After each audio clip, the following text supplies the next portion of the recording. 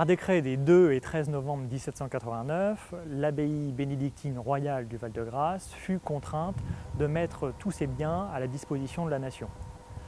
À partir du mois de février 1790, la mère abbesse, Marie-Louise de Jarry de Sainte-Hélène, déclara la présence d'une bibliothèque au sein du couvent composant 2850 volumes répartis sur une petite dizaine de tablettes.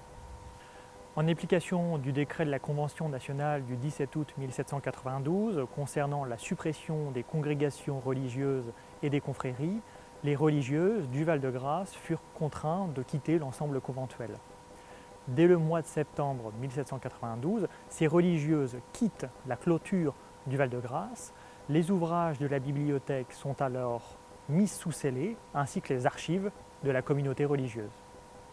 Dans les dépôts littéraires parisiens, où furent accumulés une grande quantité d'ouvrages, plusieurs livres furent prélevés afin d'alimenter la création de bibliothèques dans les grandes institutions nationales. Toutefois, plusieurs autres ouvrages, notamment de liturgie, furent prélevés à des fins de matériaux de fabrication pour l'armement et l'armée.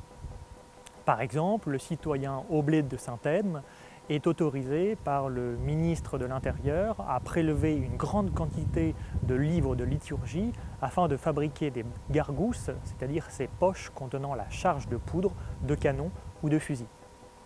Inévitablement, des ouvrages furent prélevés dans le fond de l'ancienne bibliothèque des religieuses du Val-de-Grâce afin d'alimenter les bibliothèques naissantes des grandes institutions parisiennes.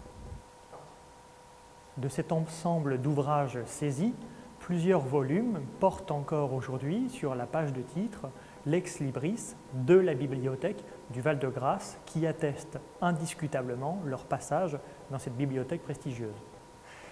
Dans les collections de la bibliothèque Sainte-Geneviève, 2 ouvrages portent encore cet ex libris particulier.